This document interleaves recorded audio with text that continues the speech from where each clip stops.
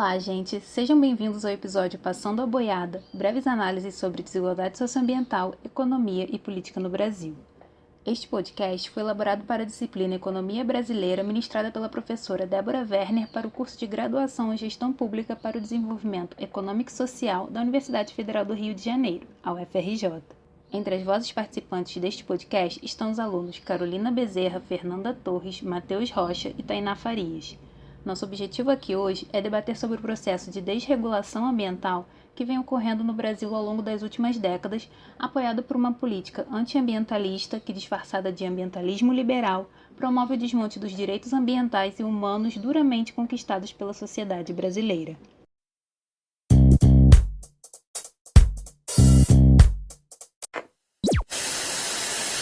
O Brasil é uma potência verde. Temos a maior biodiversidade do planeta, a maior e mais rica cobertura florestal e uma das maiores áreas oceânicas. No combate à mudança do clima, sempre fomos parte da solução. Peraí, será que somos mesmo parte da solução?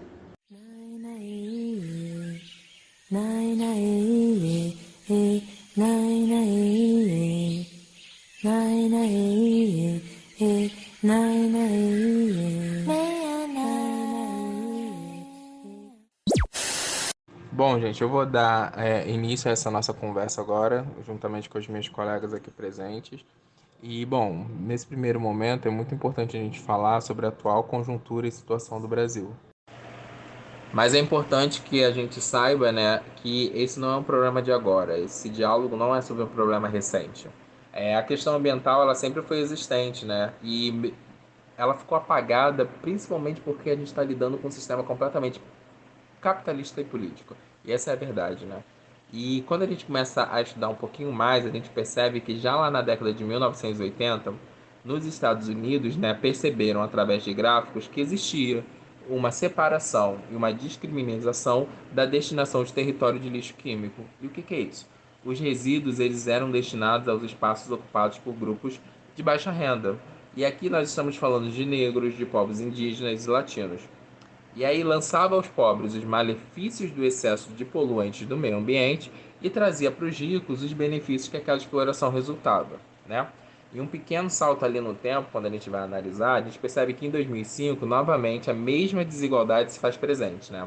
E aí, quando a gente vai analisar isso, a gente percebe que as consequências do furacão Katrina, ele devastou principalmente os grupos vulneráveis, novamente compostos por negros, povos indígenas e latinos. E aí vem um fato muito curioso, gente. O que acontece? Ainda há, hoje, né, mesmo em meio a tanta informação explícita, aqueles que perpetuam que a questão da desigualdade social e ambiental é um mito. E aí a gente fica pensando, nossa, mas a gente está vendo aqui frequentemente a poluição crescente, atingindo principalmente as regiões dos pobres, mas ainda aquele carinha lá, que às vezes faz parte desse grupo, pensa que ela é um mito, que ela é inexistente. E aí, quando você quer conhecer um pouquinho mais, né, tem o Memorando de Summers, que foi redigido em 91 pelo economista-chefe do Banco Mundial da época, que acabou sendo vazado assim nas vésperas da Conferência Rio 92, que foi uma conferência importante para o meio ambiente, no qual ele explicitamente defendia que a poluição produzida pelas indústrias, né, pelas grandes indústrias, deveriam ser alocadas em países menos desenvolvidos. Ou seja, devia se mover essas indústrias e juntar tudo no mesmo espaço, sem se importar com quem seria afetado.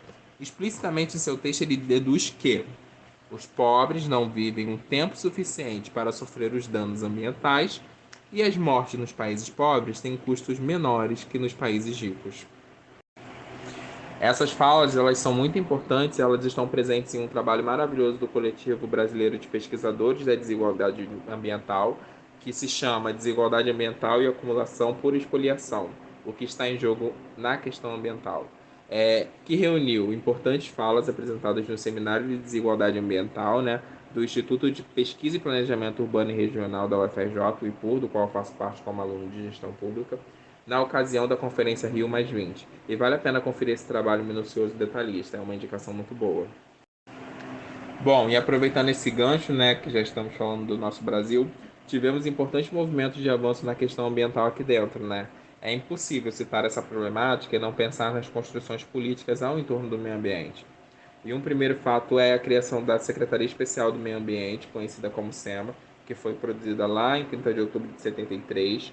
E a função dessa Secretaria Especial era observar as transformações do ambiente, assessorar órgãos e unidades incumbidas da conservação do meio ambiente, elaborar projetos e normas de aperfeiçoamento e equilíbrio, promover treinamentos, informações e, principalmente, cooperar com os órgãos especializados na preservação de espécies de animais e vegetais ameaçados de extinção e na manutenção, né, dos estoques de material genético. Ali na teoria de sua existência, né, a criação da SEMA seria de muita importância para que o setor público passasse a visualizar o meio ambiente como parte fundamental do sistema, né? Além, claro, de fazer as reparações e acertos que se faziam necessários já naquela época. E com a evolução dos anos, nós começamos a encontrar as secretarias de meio ambiente, né, de cada estado, que buscam no seu entendimento o que é o meio ambiente e visam de forma bruscas e diretas, ajudar na prevenção e nos acertos da questões ambientais, né? E a gente também conta com órgãos importantes, né, como o próprio INEA, que rotineiramente está ali trabalhando e inserido nos movimentos ambientais. E aí a gente também é importante lembrar aqui, eu já estou falando demais, né? Que após a criação da SEMA, nós tivemos um importante evento sediado aqui no Rio de Janeiro, né? E é a Conferência Eco 92, também muito conhecida como Rio 92, que foi a primeira conferência das Nações Unidas sobre o Meio Ambiente e o Desenvolvimento, né? Um evento que surgiu a partir do entendimento de que não estávamos em um planeta com uma fonte de recursos inesgotáveis, ou seja, nós estávamos estimulando o fim do planeta, e os estudos eles começaram a demonstrar que haviam problemas de grande porte ocorrendo em todos os países e que uma das principais consequências identificadas estava ligada diretamente à forma econômica daquela época, né? Percebeu-se que as indústrias estavam intoxicando a atmosfera muito rápido e que isso precisava ser controlado. E aí entende-se a partir desses estudos que o homem está matando seu próprio habitat. E aí toda a questão ambiental recebe uma devida atenção, né?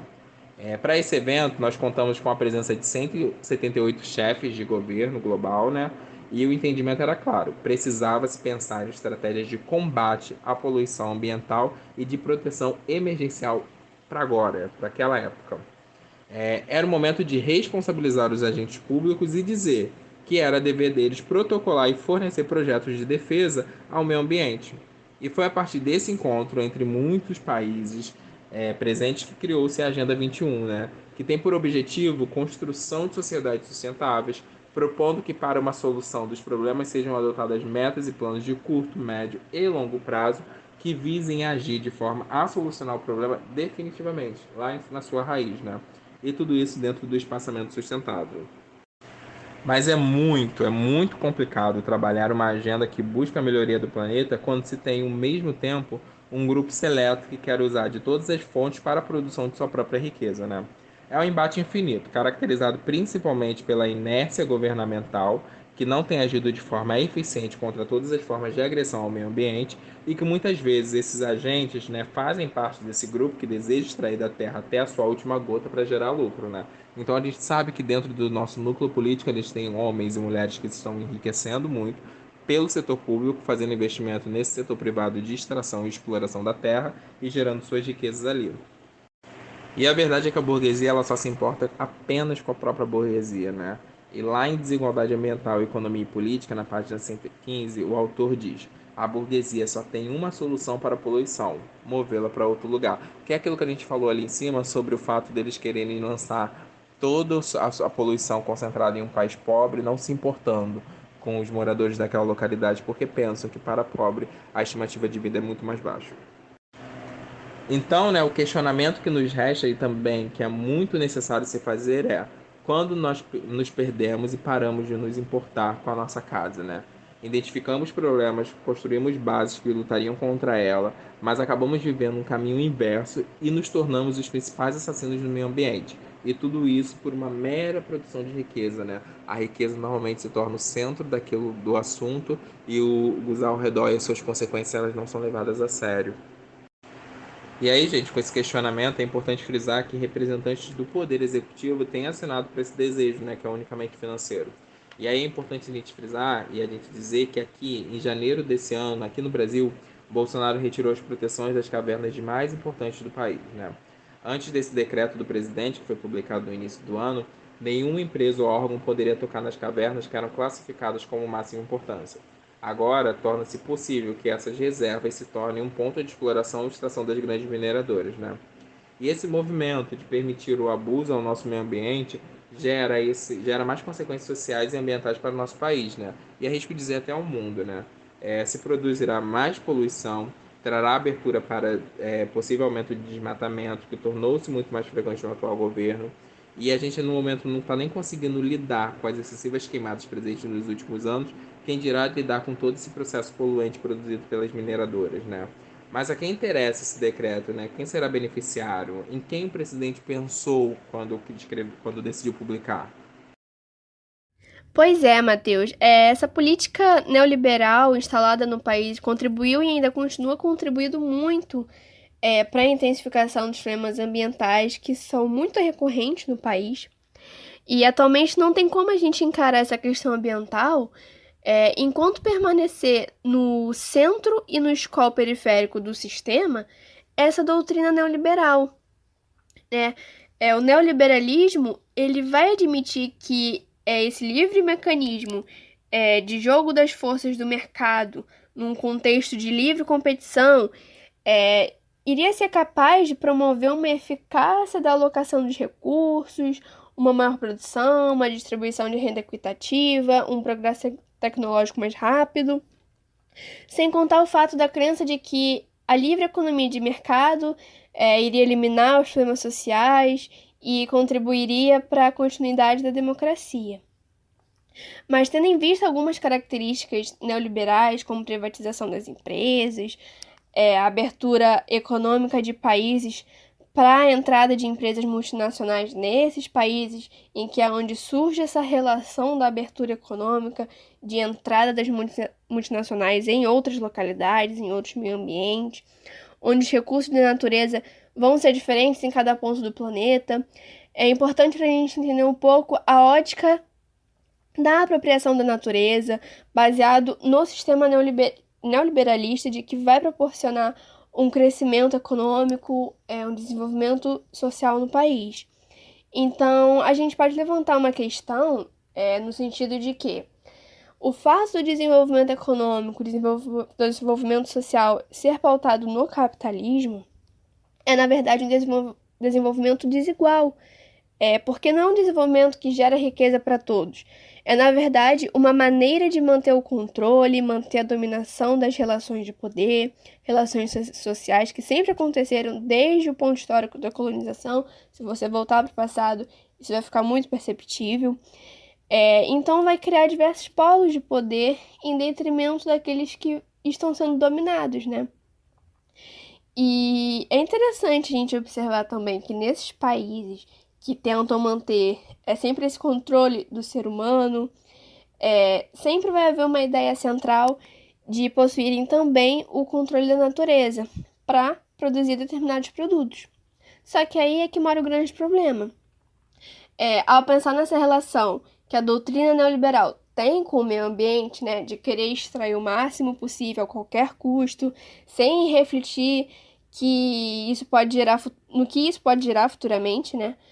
Não somente no sentido de provocar o local onde se está extraindo, mas também para si mesmo e para a comunidade em geral, né? Então já é de se esperar que com essa forte influência do neoliberalismo ali em cima do meio ambiente, diversos danos vão ocorrer, com a poluição hídrica, desmatamento, queimadas, né? Dentre outros danos que a gente sempre vê acontecendo no nosso país. E além disso, também um ponto muito importante que eu acho que vale ser mencionado aqui é o fato da desigualdade ambiental, né, que se refere sempre à percepção de que os riscos e os impactos ambientais eles são distribuídos de maneira desigual, né, sempre causando danos, em sua maioria, irreversíveis para a fauna e para a flora brasileira, justamente devido a esse ambientalismo liberal, que vai desencadeando diversos conflitos ambientais com os indígenas, quilombolas, com as populações que são afetadas, justamente devido a essa questão e danos ao meio ambiente. E uma fala muito chocante e intrigante, que até o Matheus já falou anteriormente, lá no início, Foi dita pelo economista-chefe do Banco Central no Memorando Summers, em 1991, coloca em xeque esse contexto da desigualdade ambiental, uma vez que ele faz a seguinte pergunta: cá entre nós, o Banco Mundial ele não deveria incentivar mais a migração de indústrias poluentes para os países menos desenvolvidos? Essa frase, dita por ele, ela pode ser facilmente entendida na visão desse chefe, que a vida ela é mais barata nesses países e qualquer dano que acontecesse, que fosse causado às vidas, seria um prejuízo menor enfrentado pelos donos das empresas poluentes.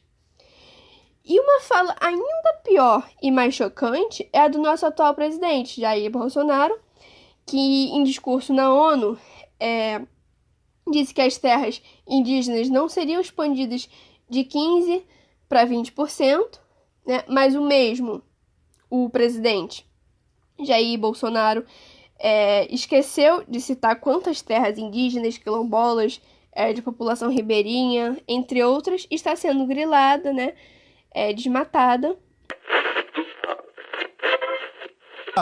O Brasil não vai aumentar para 20% sua área já demarcada como terra indígena, como alguns chefes de Estado gostariam que acontecesse.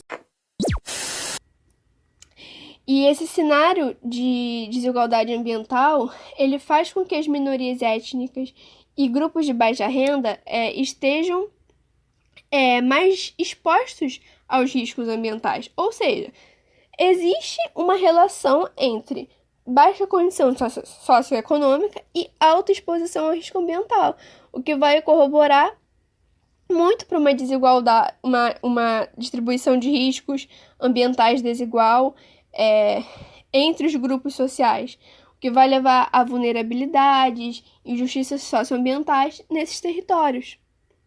E dentro desse âmbito de desigualdade ambiental, eu acho muito válido mencionar a questão da acumulação por expoliação, que foi formulada pelo David Harvey e ela teve origem no conceito de acumulação primitiva do Karl Marx, que permanece ainda bastante presente na geografia histórica do capitalismo. E nós podemos utilizar como exemplo a expropriação da natureza, terra, água, subsolo, saberes, fazeres, né, por meio de concessões ou de formas ilegais.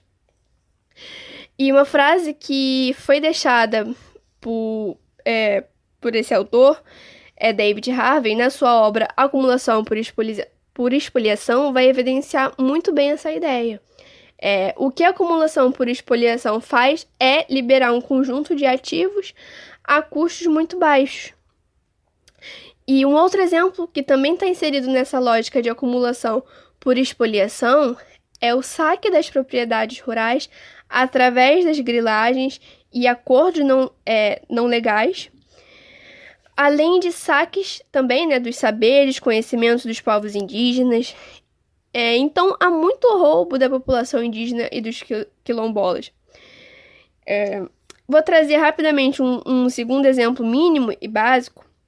É o shampoo e condicionador, feito à base de abacate, porque antigamente o abacate ele era trabalhado nas comunidades quilombolas para tratar a maciez do cabelo daquela população local.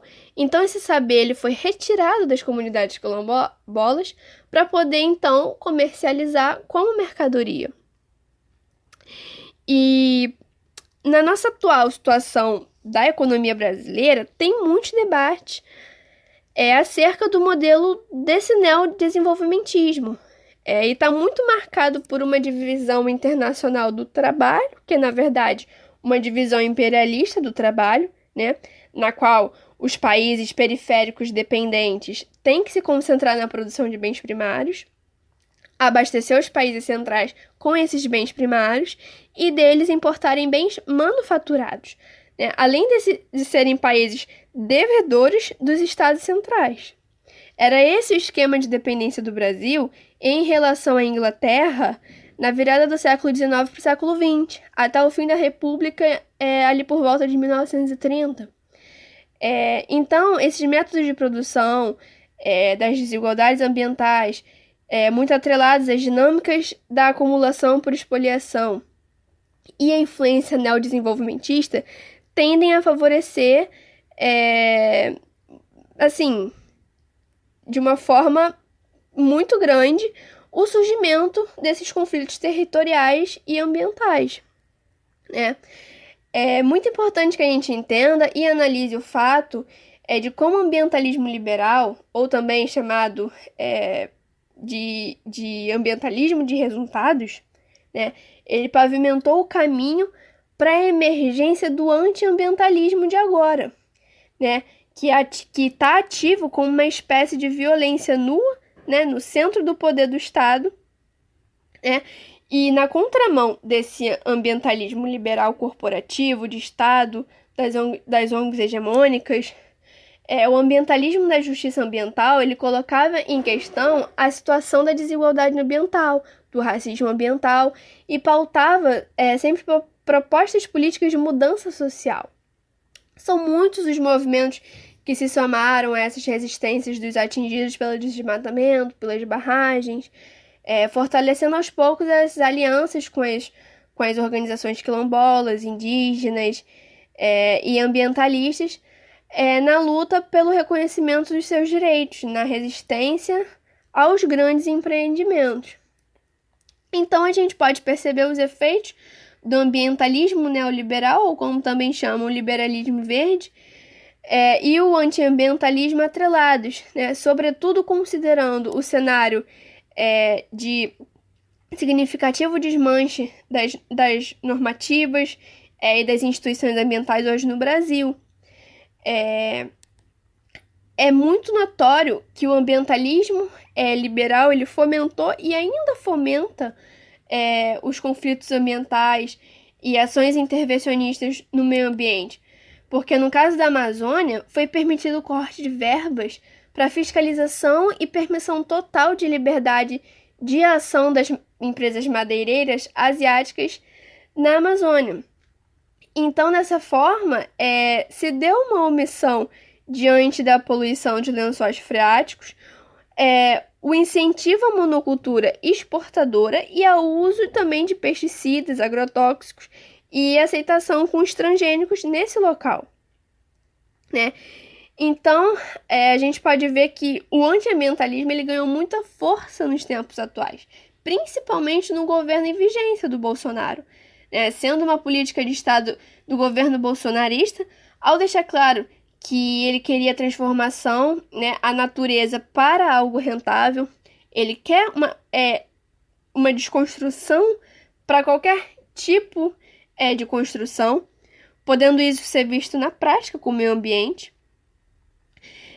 As tribos indígenas, com certeza, elas vão sofrer os danos logo de início, visto que 11% do território brasileiro é reserva ambiental, e nessas reservas há tudo que interessa ao capital, como a madeira, água, para a criação de hidrelétricas, ouro, e por isso os constantes conflitos com os garimpeiros ilegais. E esse atual governo ele é o mais adequado para os interesses do agronegócio, maximizando e potencializando sempre aquilo que já estava colocando no ponto de vista do capital, tanto interno quanto os interesses do capital externo. Então, o governo Bolsonaro, essa maximização em prol do agronegócio, em prol dos madeireiros, em prol do garimpo, vai se colocar que termos. Primeiro, temos que notar que vai haver um certo afrouxamento, ou até extinção das regras ambientais, além disso, já que não se pode fechar todos os órgãos, vai existir uma forma de ir ali colapsando esses órgãos, como o IBAMA, com os concursos diminuindo, desviando as funções, militarizando os órgãos de forma a não haver pessoas competentes para essas funções, promovendo ali a desinformação através das fake news, dentre outras técnicas que contribuem para a situação de confrontos cotidianos e destruição progressista do meio ambiente. O governo ele vai ter ali um compromisso direto com o antiambientalismo, né, onde podemos sempre frisar a figura da Tereza Cristina, a qual ela tem conflitos históricos com os índios em Mato Grosso do Sul, né, travando ali batalhas com os povos locais, sendo conhecida até como Senhora do Desmatamento. Então a gente vê que o próprio governo Bolsonaro e todo o seu aparato, ele é omisso diante desses conflitos ambientais existentes no país e pouco se importa com as questões ambientais que preocupam, né, toda a nossa sociedade, que é reflexo desse modelo neoliberal, né, do meio ambiente juntamente dos efeitos que o antiambientalismo ocasiona, né? Então, em resumo, o neoliberalismo e a sua política de ambientalismo liberal, ele faz com que os governos fiquem mais dispostos a flexibilizar as suas leis e normas ambientais, e no governo Bolsonaro tudo isso se tornou, né, muito evidente. E as consequências dessas flexibilizações vai ser o quê? Um crescimento exponencial da utilização dos agrotóxicos, aumento do número de desastres ambientais, além da ONU reclamar mundialmente sobre essas flexibilizações das leis ambientais brasileiras, mostrando que não é só um problema ambiental, porque afeta, acima de tudo, os indivíduos que dependem da terra para sobreviver, como os povos ribeirinhos, pequenos produtores rurais, né, e dentre outros grupos que também são afetados.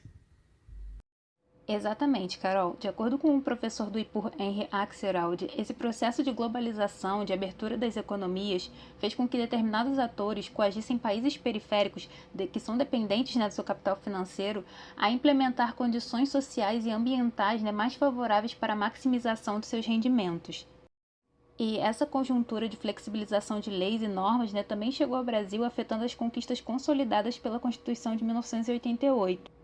A década de 1990, por exemplo, ela foi marcada por um processo de neoliberalização econômica que promoveu políticas de desregulação comercial e de privatizações que favoreceram, a transferência de recursos estatais para o controle privado. Setores importantes, como de energia elétrica e de mineração, tornaram-se parte de um novo complexo extrativo agromineral, ou melhor, minero, metalúrgico, energético e empreiteiro, como apontam os estudos do Coletivo Brasileiro de Pesquisadores de Desigualdade Ambiental. E esse núcleo, ele passou a pressionar mais e mais o Estado brasileiro para afrouxarem, as regulamentações em torno de pautas sociais e ambientais. E justamente nesse meio tempo, cresceram discursos que colocavam, por exemplo, as questões trabalhistas de preservação ambiental como um entrave para o crescimento da economia. Da mesma forma, terras indígenas e quilombolas eram taxadas de terras que estavam sendo improdutivas, como se fosse um empecilho para o desenvolvimento. Assim, a gente se dá conta de como que esses discursos antiambientalistas, anti-indígenas, racistas, eles não são algo restrito do nosso atual governo, Esses discursos completamente equivocados de que determinados grupos sociais impedem o desenvolvimento econômico do país, eles circulam na nossa sociedade há tempos. Mas um ponto importante que a gente precisa ressaltar aqui, é que esse desmonte socioambiental, ele não acontece da noite para o dia, Na verdade, como alguns especialistas apontam, a gente pode entender essas estratégias não só como um processo de desregulação, como também de re-regulação, que pouco a pouco vai modificando as normas, as legislações, como uma espécie de recodificação, onde as leis elas continuam ali existindo, mas são ajustadas para beneficiar o capital. O Código de Águas, por exemplo, que foi elaborado em 1934 durante a Era Vargas, e que passava a separar a propriedade da terra da propriedade do subsolo, definindo então, que as águas doces e águas correntes, seriam patrimônio público, ele foi substituído em 1997 pela Política Nacional de Recursos Hídricos, que colocou a água como um recurso natural limitado e dotado de valor econômico. Então, dessa forma, o direito sobre as águas, ficou sendo tanto um direito público como um direito privado.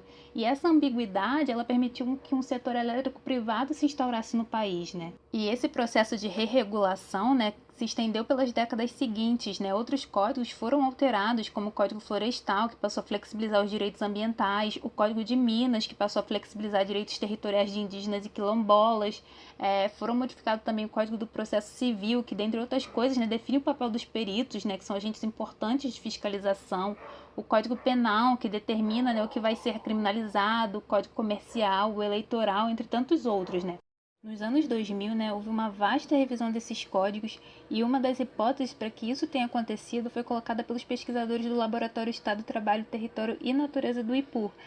Para esses pesquisadores, né, a expansão econômica experienciada pelo Brasil durante esse período fez com que houvesse a necessidade, né, de se reorganizar as normas e leis para adequá-las aos requisitos dos mercados liberados. E um ponto que a gente precisa lembrar, né, que durante o governo Lula, o Brasil foi beneficiado pelo efeito China, né, e a sua demanda por commodities. Commodities, pessoal, são aqueles produtos de origem primária, matéria-primas, ou seja, são aqueles produtos pouco processados, né, que servem de base para a produção de outros produtos industrializados. Entre as principais commodities brasileiras, né, estão o petróleo, o café, o boi gordo, o minério de ferro, a soja e o alumínio. E aí, né, a gente já observa que esses produtos compõem justamente os setores do agronegócio, da mineração. Já o efeito China, né, seriam os reflexos que o desempenho chinês promove no comércio mundial. A China, né, ela se tornou a segunda maior economia mundial e o seu crescimento, né, ou a sua desaceleração econômica, passou a impactar consideravelmente outras economias, né, como a brasileira, que é uma grande parceira comercial e exportadora de commodities.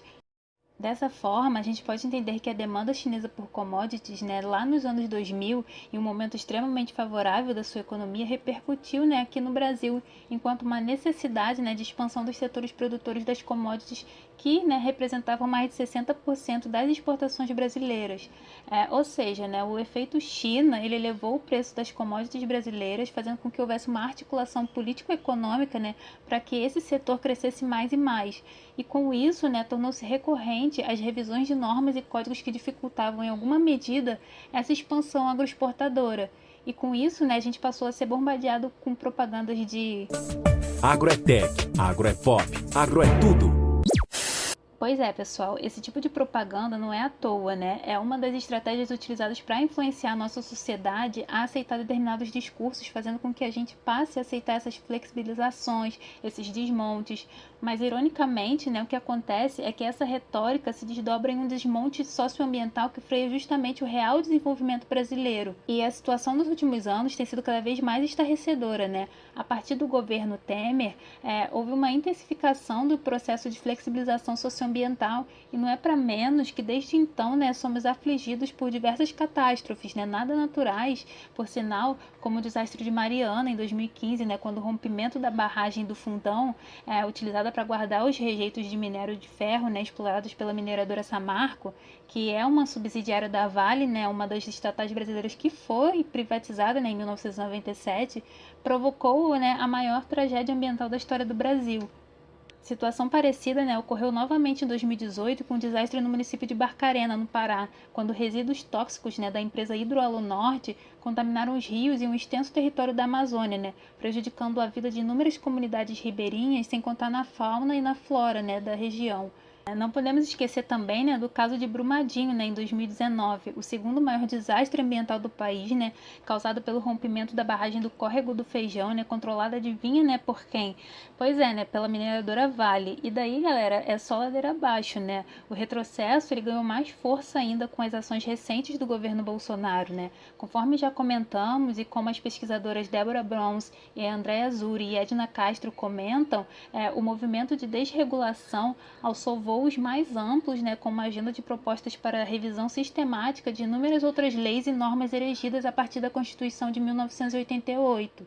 Precisamos lembrar, né, que o primeiro ato do governo Bolsonaro foi um decreto que retirou da Fundação Nacional do Índio, né, a FUNAI, a competência de identificar e demarcar terras indígenas, né? E no segundo dia de governo, outro decreto transferiu a FUNAI para o Ministério da Agricultura, onde impera um forte lobby ruralista em prol do agronegócio. Em paralelo, né, vemos uma desarticulação de importantes instituições como o Instituto Brasileiro do Meio Ambiente e dos Recursos Naturais Renováveis, né, o IBAMA, e o Instituto Chico Mendes, né, de Conservação da Biodiversidade, o ICMBio. Existem diversas denúncias, né, ali de intimidação de servidores, né, sem contar as exonerações em massa. E a pandemia da Covid-19, né, como o Matheus já comentou, descortinou ainda mais esse cenário, né? E aí as coisas chegaram no ponto do libera geral, né? Ou melhor, como diria o ex-ministro Ricardo Salles, o ponto do passar a boiada, né? Acho que o que eu vou dizer aqui sobre o meio ambiente se aplica a diversas outras matérias. nós temos a possibilidade, nesse momento que a atenção da imprensa está voltada quase que exclusivamente para o Covid e daqui a pouco para a Amazônia, o general Mourão tem feito aí os trabalhos preparatórios para que a gente possa entrar nesse assunto da Amazônia um pouco mais calçado, mas não é isso que eu quero falar. A oportunidade que nós temos, que a imprensa não está nos dando um pouco de alívio nos outros temas, é passar as reformas infralegais de desregulamentação, simplificação, todas as reformas que o mundo inteiro, nessas viagens que se referiu o Onyx, certamente cobrou dele, cobrou do Paulo, cobrou da Tereza, cobrou do Tarcísio, cobrou de todo mundo, da segurança jurídica, da previsibilidade, da simplificação. Essa grande parte dessa matéria, ela se dá em portarias e normas dos ministérios que aqui estão, inclusive o de meio ambiente, e que são muito difíceis, e nesse aspecto acho que o meio ambiente é o mais difícil de passar qualquer mudança infralegal em termos de instrução normativa e portaria, porque tudo que a gente faz é pau no judiciário, no dia seguinte. Então, para isso precisa ter um esforço nosso aqui, enquanto estamos nesse momento de tranquilidade no aspecto de cobertura de imprensa, porque só fala de Covid, e ir passando a boiada, e mudando todo o regramento, e simplificando normas, de IFAM, de Ministério da Agricultura, de Ministério do Meio Ambiente, de Ministério disso, de Ministério daquilo. Agora é a hora de unir esforços para dar de baseada a simplificação de regulatório que nós precisamos, em todos os aspectos. A contradição, caros ouvintes, é que essa boiada desregulatória acontece em paralelo a discursos de modernização ecológica, entre aspas, de responsabilidade ambiental para empresas e países que buscam por selos verdes de sustentabilidade. Mas onde está a sustentabilidade em vender créditos de carbono, em comercializar um tecido 100% ecológico, produzido com trabalho análogo à escravidão, ou promover produtos orgânicos, entre aspas, é claro, cujas fazendas estão certificadas em cima de terras indígenas e quilombolas? Bom, existe até um termo para esse tipo de ação, greenwashing, que nós poderíamos traduzir como lavagem verde. São propagandas enganosas que partem de empresas, indústrias, governos e até mesmo organizações não governamentais para induzir as pessoas a acreditarem que seus produtos, serviços, documentos ambientais e discursos sejam benéficos para o meio ambiente, quando de fato não são. Agora, um exemplo do nosso país, que é o lema Brasil acima de tudo. Essa expressão que expulsa do horizonte nacional a importância das questões ambientais, da floresta amazônica e dos povos indígenas e das comunidades tradicionais. Temos aqui, caro ouvinte, o fenômeno da desregulação, e ela está em marcha nas reformas que visam reduzir os encargos do Estado com políticas sociais, de emprego, renda e aposentadoria. Tal orientação ocorre no bojo de um longo processo estrutural de desindustrialização do país e de precarização do trabalho, que condena a economia brasileira à predação do patrimônio ambiental para a geração de riqueza abstrata sob o comando da economia financeira internacional. Outro questionamento para você, ouvinte, é: o que é esse Brasil que fica acima de tudo? Bom, é preciso entender que esse Brasil é fruto da exploração de terras lá no período colonial e que, até hoje, esse passado influencia em como a economia é ministrada no país. Afinal, poucos eram os indivíduos que possuíam recursos financeiros para a obtenção de terras, por exemplo. É evidente que existem vários Brasis dentro de um só Brasil. Existe o Brasil do agronegócio, da mineração, de uma elite que se perpetua até os dias de hoje e que desempenha o neoextrativismo. Há quem seja anti-meio ambiente, anti-indígena, anti-ciência, fazendo com que esses grupos pareçam predominantes no Brasil maior, o Brasil que se importa com o futuro das próximas gerações. Aí você, ouvinte, pergunta qual é a problemática nesse discurso contra o meio ambiente, indígenas e ciência. Pois bem, essas ideologias criminalizam as práticas de proteção ambiental e as formas de ocupação tradicional de territórios, sob a alegação de que empatariam o aproveitamento das riquezas brasileiras. Contraditoriamente, esse projeto ideológico de nação, que não contempla parcela significativa de cidadãos no Brasil profundo, condena o país à condição de mero exportador de commodities agrícolas e atividades minerais, verdadeira posição subordinada no jogo político econômico internacional.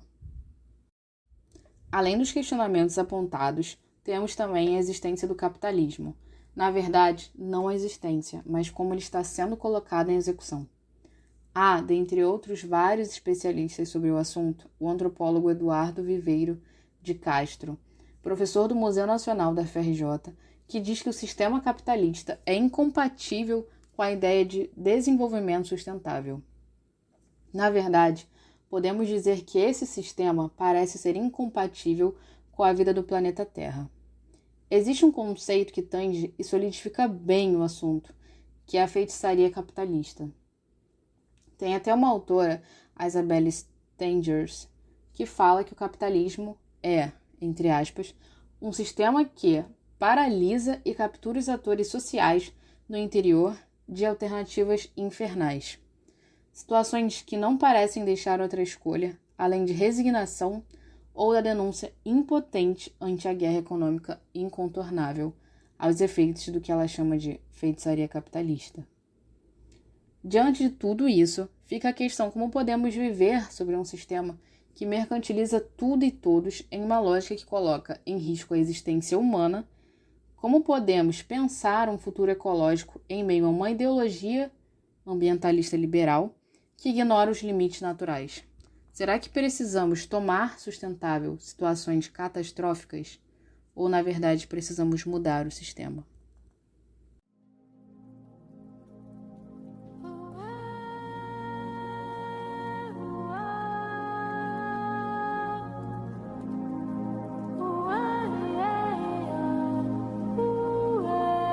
Pantanal enfrenta uma imensa onda de incêndios que já destruiu mais de 1 milhão de hectares de vegetação e atingiu em cheio a variada fauna do Cerrado. Onde 3 garimpeiros morreram depois de um conflito com indígenas. Uma enxurrada de lama fez o Brasil inteiro relembrar hoje a tragédia ambiental e humana registrada há pouco mais de 38 meses em Minas Gerais.